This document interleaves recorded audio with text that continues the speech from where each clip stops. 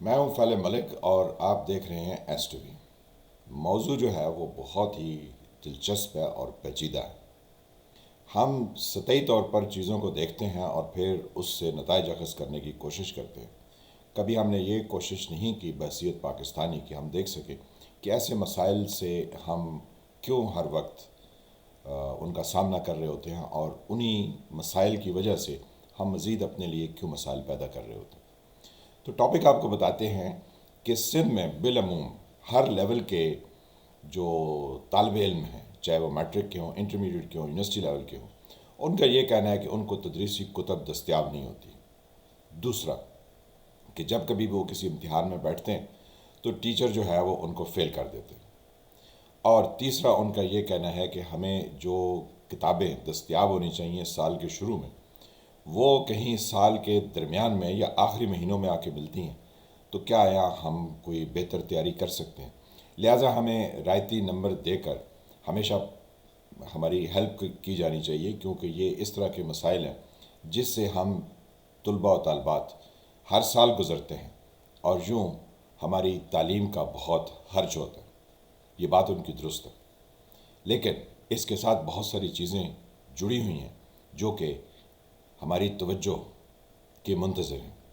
General Zia سے لے کر آج 2024 تک کا حال اگر آپ دیکھیں تو ہمیں اندازہ ہو جائے گا کہ ہم اس حال کو کیوں پہنچے۔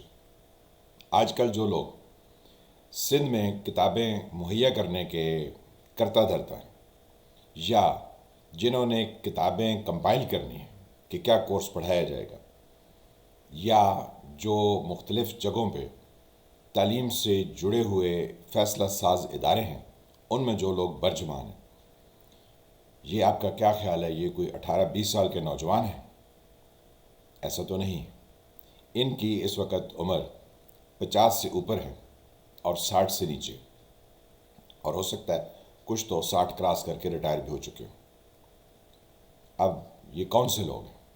یہ وہ لوگ ہیں جب جام صادق جنرل ضیاء کے زیر تسلط، اور پھر اس کے بعد ارباب غلام رحیم جیسے ہونہار چیف منسٹر رہے، یا وہ ایک مسٹر جتوئی سندھ کے چیف منسٹر تھے۔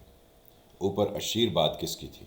یا نواز شریف صاحب کی اشیر بات تھی لیٹ اور ارلی 90s میں، یا پھر 80s میں اور 80 سے پہلے جنرل ضیاء الحق کی ان کو اشیر بات حاصل تھی، اور یہ کٹ پتلی قسم کے لوگ سندھ پر مسلط کیے گئے۔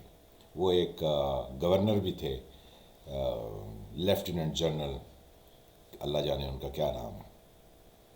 تو یہ سارے لوگ جو ہیں وہ ایسے نکھٹو، نکمے اور پرلے درجے کے، اب کیا کہیں، خراب انسان تھے کہ انہوں نے سندھ کے کسی معاملے پر کوئی توجہ نہیں دی۔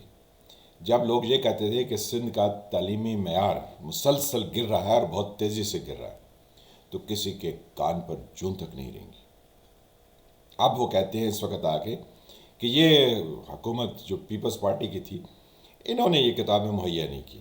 تو کیا آیا وہ جو نکھٹو اور نکمے لوگ ارباب غلام رحیم نے، اور اس سے پہلے جام صادق نے، اور ان جیسے جتوئی اور کئی دوسرے لوگوں نے یہاں پر مہیا کیے سندھ کے دفاتر کے لیے، بالکل پڑھے لکھے تیار لوگ تھے، کیونکہ انہوں نے بہت تعلیم پر توجہ دی تھی، جن وزرائے اعلیٰ کا اور جن گورنر صاحب کا میں نے آپ سے ذکر کیا ہے۔ تو اب وہ آپ کو سارے تارے دکھا رہے ہیں، آپ کو وہ بتا رہے ہیں کہ ہمیں کچھ سمجھ نہیں آتی ہم کیا کریں۔ اب ان کو اگر نوکری سے نکال دیا جائے تو پھر کہا جائے گا کہ یہ جو پیپلز پارٹی کی حکومت ہے یہ اس کا قصور۔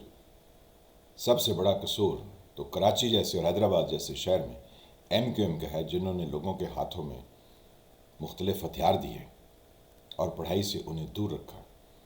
ہم تو کراچی کو جب چھوٹے تھے، یعنی اسکول جانے والی عمر میں 70s کے زمانے میں، تو ہم سمجھتے تھے کراچی کا تعلیمی معیار بہت اعلیٰ ہے، لیکن جب ہم بڑے ہوئے تو الطاف حسین کی واہیات تقاریر سننے کا یہ پاکستان ٹیلی ویژن پر بھی اور پرائیویٹ چینلز پر بھی اتفاق ہوا اور دیکھا کہ کراچی کے لوگ ہاتھ باندھ کر وہاں بیٹھے ہیں اور سن رہے ہیں، تو آج اس کے نتائج آپ کو بھگتنا پڑ رہے ہیں۔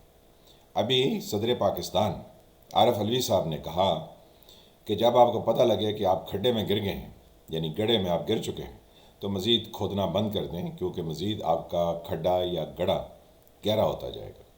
تو اس طرح کے جو پولیٹیکل اس وقت حالات ہیں کہ جن لوگوں کو جہاں میجورٹی ملی ہے اور جن کی میجورٹی خراب کی گئی ہے، اگر ان کو آپ بہتر طریقے سے حکومت کرنے نہیں دیں گے اور ان کو عوام کے سامنے ایکسپوز نہیں کریں گے، تب تک ملک کے اندر اسی طرح طلباء و طالبات رعایتی نمبروں کی ڈیمانڈ کرتے رہیں گے، پھر فیکٹ فائنڈنگ کمیٹیز بنائی جائیں گی، پھر وہ کمیٹیز کہیں گی بہت سٹرکٹ مارکنگ ہوئی ہے، ان کو رعایتی نمبر دے دو، تو یوں آپ نالائق در نالائق لوگ پیدا کرتے رہیں گے۔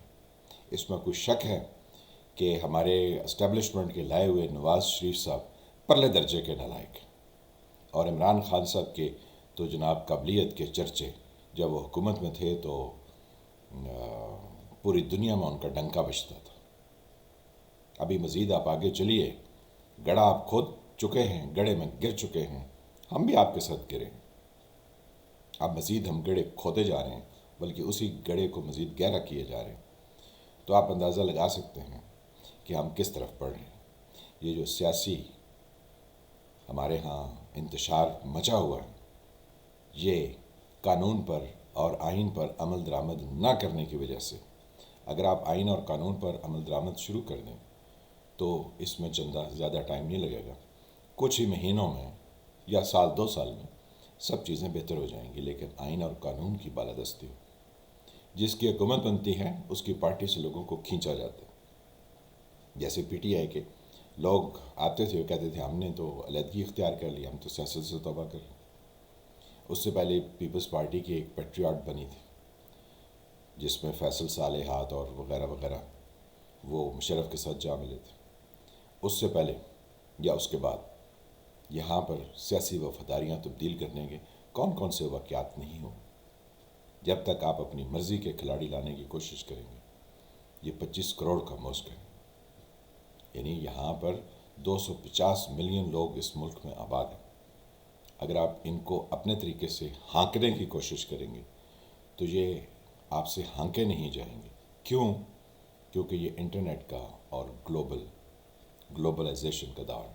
یہاں لوگ دنیا کی معلومات رکھتے ہیں، آپ کس طرح سے ان کو اسی لاٹھی سے ہانکیں گے جس سے آپ 60s اور 70s میں لوگوں کو یا 80s میں یا ایون 90s میں بھی ہانکتے رہیں، یہ لوگ آپ سے ایسا نہیں ہوگا۔ یہ خرابیاں بڑھتی رہیں گی اور بہت زیادہ بڑھیں گی، بیشتر اس کے کہ یہ بہت بڑھ جائیں، ان پر عقل کے ناخن لینے چاہیے۔ لیکن کہتے ہیں اللہ گنجے کو ناخن دے کہ نہ دے، یہ آپ خود فیصلہ کر لیجیے۔ میں فیل ملک، آپ دیکھ رہے تھے STV۔ جن فرینڈ نے چینل کو سبسکرائب نہیں کیا وہ اس کو سبسکرائب کریں، گھنٹی کے نشان کو بھی دبا دیں تاکہ آپ کو نئے آنے والے ویڈیوز ملتے رہیں۔ ویڈیو کو لائک کریں، شیئر کریں، کمنٹ کریں۔ ملتے ہیں کسی نئے ٹاپک کے ساتھ، تب تک کے لیے خدا حافظ۔